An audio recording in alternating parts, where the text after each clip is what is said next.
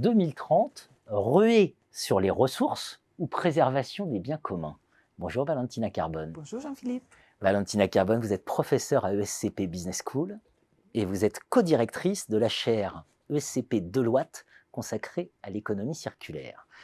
Un papier, un impact paper, comme on dit maintenant à l'ESCP, consacré donc à cette question, et qui a été transformé en tribune dans le monde. Dans le monde. Et dans le monde, on la retrouve sous le titre « Comment rendre l'utopie possible dans un monde post-Covid ». Voilà. Tout à fait. Papier absolument passionnant, vous allez nous en parler, où on croise Covid, Anthropocène, et ce qui est très nouveau, vous proposez deux scénarios, deux scénarios. Tout à fait. Merci beaucoup pour ce papier que j'ai coécrit avec mon collègue Aurélien Acquier. Pour répondre à un appel de ESCP, effectivement, on a publié une série de Impact Papers en lien avec la pandémie actuelle. Et donc, nous voulions effectivement explorer un peu nos champs d'intérêt. L'Anthropocène, l'économie circulaire, dans ce contexte particulier. Et donc, en partant du constat qui est vite établi du fait que le Covid a été par beaucoup conceptualisé comme une maladie de l'Anthropocène, c'est-à-dire une maladie qui n'est pas une invasion microbienne sur l'homme, mais plutôt le résultat d'invasion de l'homme sur les écosystèmes naturels. Il y a des journalistes d'investigation qui le disent il y a un certain nombre d'années, mais il y a le GIEC, le groupement intergouvernemental sur le changement climatique, l'équivalent pour la biodiversité, qui établissent effectivement cette empreinte humaine. Et l'apogée, c'est les penseurs de l'Anthropocène qui effectivement arrivent à définir une nouvelle ère géologique marquée par l'empreinte de l'homme. Mais moi, j'aimerais bien citer pour l'Anthropocène aussi d'autres chercheurs, Bonneuil-Fressos, par exemple, des historiens des sciences, qui soulignent qu'en fait, ce terme Anthropocène réduit presque l'empreinte délibérée et volontaire de nos systèmes économiques. Eux, ils préfèrent le terme capitalocène. Donc, ils montrent comment ce sont des choix délibérés, politiques, d'organisation des activités économiques. Donc voilà, nous, on s'inscrit là-dedans. Et quels sont un peu les emblèmes de ces systèmes économiques dominants? Les chaînes de valeur globales, avec une approche très extractiviste. La ressource est un objet dont il faut s'approprier, qu'il faut exploiter pour alimenter la course effrénée de l'innovation intensive, de la surproduction, de la surconsommation, de la production de déchets. Donc vous voyez très bien que là, on est sur un terrain qui nous intéresse de près, avec notre intérêt pour l'économie circulaire. Bon, fait ce constat, qu'est-ce que nous avons décidé de faire? Ce sont des gros enjeux. Donc nous avons pris le détour par la prospective un peu fictionnelle. C'est confortable d'utiliser ce détour parce que ça permet non pas d'être extrêmement rigoureux, mais de donner à voir des mondes possibles et en même temps de pas forcément penser l'apocalypse ou une vie heureuse, mais plutôt pour avoir des prises sur le présent, pour préparer les conditions d'émergence, non pas du scénario qui nous fait peur, mais qui est là, présent, qui donne déjà des signaux, mais plutôt pour favoriser l'émergence du scénario utopique, si on veut, mais plutôt souhaité et souhaitable. Et alors, quels sont les deux scénarios que nous avons imaginés? Un premier scénario qui serait plutôt un atterrissage violent dans l'Anthropocène, pour se référer à Latour, quel mode d'atterrissage dans l'Anthropocène, c'est le scénario qui prolonge, qui exaspère, qui pousse à l'extrême le modèle classique dont on vient de parler, chaîne de valeur globale, et une course à l'appropriation et à l'exploitation de ressources. Donc dans ce scénario-là, sous tendance de raréfaction de ressources, parce qu'on parle sans cesse de la raréfaction des terres rares ou un accès difficile, mais il y a aussi d'autres ressources dont il n'est pas encore coutume de parler de rareté. Pour l'eau, on en parle déjà depuis un certain temps, pour tout ce qui est le bois, avec la déforestation aussi, mais le sable, par exemple, qui est la deuxième ressource la plus exploitée, on se dit, mais grâce au changement climatique, on a beaucoup de désertification. Et bien en fait, on sous-estime le fait que le sable du désert n'est pas du tout adapté aux besoins de l'industrie du bâtiment. Et donc, qu'est-ce qu'on fait? On extrait dans les sous-fonds marins.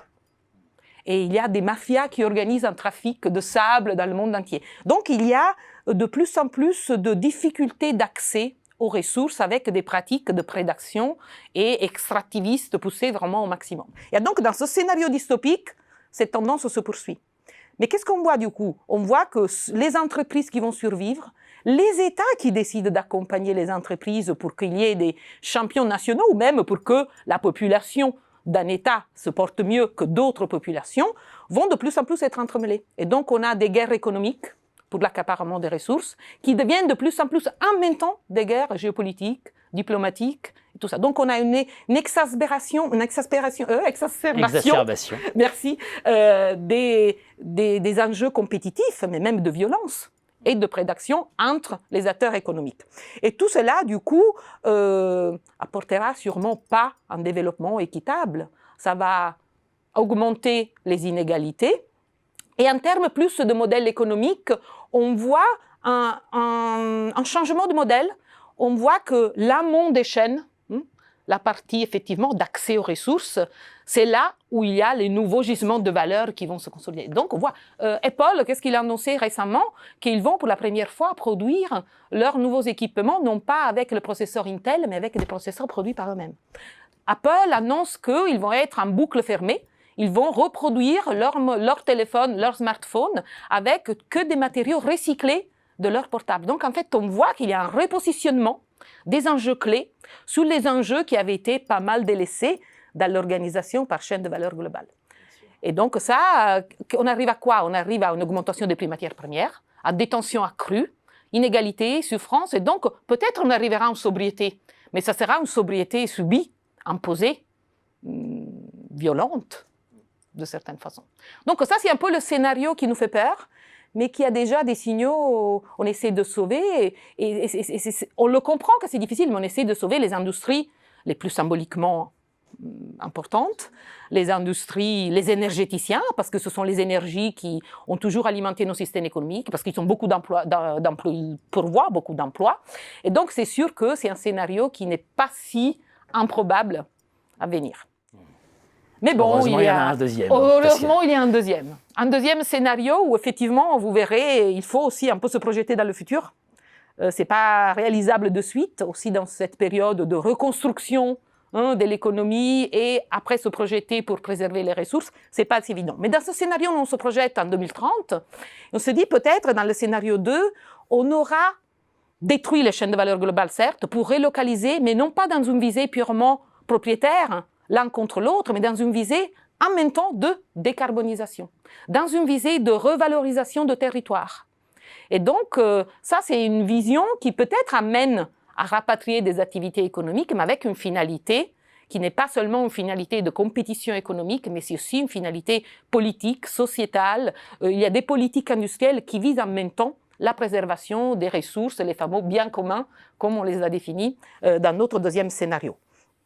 Il est certain que pour arriver à faire cela, il faut aussi se doter des outils pour pouvoir mettre en place ce type de politique et de démarche. Et donc, le fameux PIB, même le penseur du PIB s'en était détaché et nous avait alerté sur les dérives d'une utilisation unique de cet indicateur. Aujourd'hui, serait d'accord, nous on propose de développer un indicateur de résilience.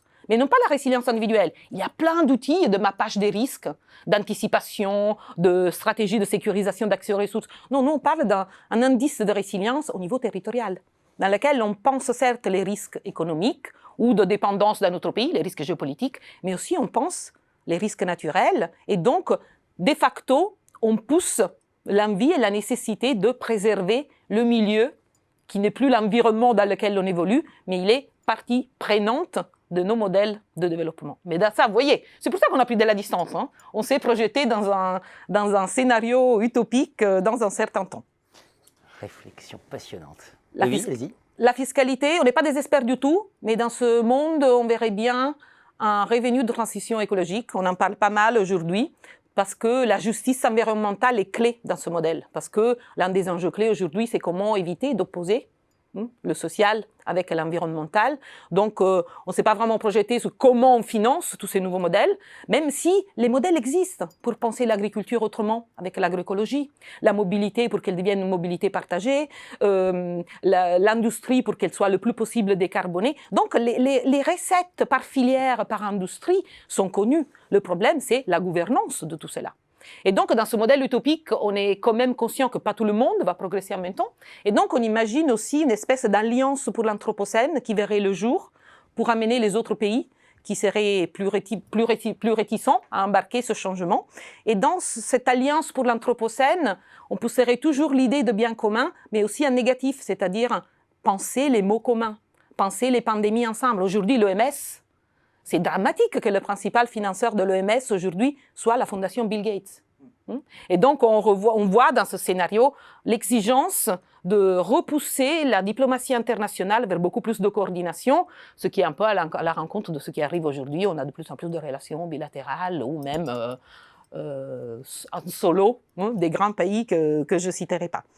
Et donc, effectivement, au final, pourquoi la ressource était au centre de nos réflexions? Parce qu'on le voit bien, dans le modèle dystopique, la ressource est un objet dont il faut s'approprier, qu'il faut exploiter pour perpétrer le modèle actuel. Et dans le deuxième scénario, la ressource est à préserver. La ressource est à... il faut prendre soin de cette ressource parce qu'elle seule peut continuer à alimenter l'épanouissement, non pas la croissance, de nos systèmes économiques tels qu'on les a pensés depuis longtemps. Et donc, c'est vraiment une invitation assez forte à éliminer un peu le biais anthropocentrique qu'on a dans le fait de penser notre relation au vivant, à la ressource et à la nature un peu démystifiée et qui devient partie de nos ensembles. Une réflexion absolument passionnante. En vous écoutant, deux choses me sont venues. La première, je trouve que c'est une merveilleuse mise en pratique de la tension exploitation-exploration qui est très chère aux sciences de gestion de James March, parce que là on sent bien un scénario d'exploitation, voire de surexploitation, qu'il faut explorer pour, si on veut, espérer autre chose. Et la deuxième chose sur laquelle j'aimerais vous entendre, j'avais l'impression de voir Donald Trump dans le premier scénario, je l'ai pas mentionné l'alliance avec autant. Boris Johnson, et dans le deuxième, je me suis dit, est-ce que c'est pas un espoir européen, ce fameux espoir auprès lequel on court tous? Bon, déjà, le premier point sur exploitation-exploration, c'est super intéressant parce que je pense que même dans le premier modèle, on est quand même dans une époque d'innovation intensive, on innove, mais l'exploration est mise au service de l'exploitation. C'est ça, c'est cette relation assez tordue, en fin de compte.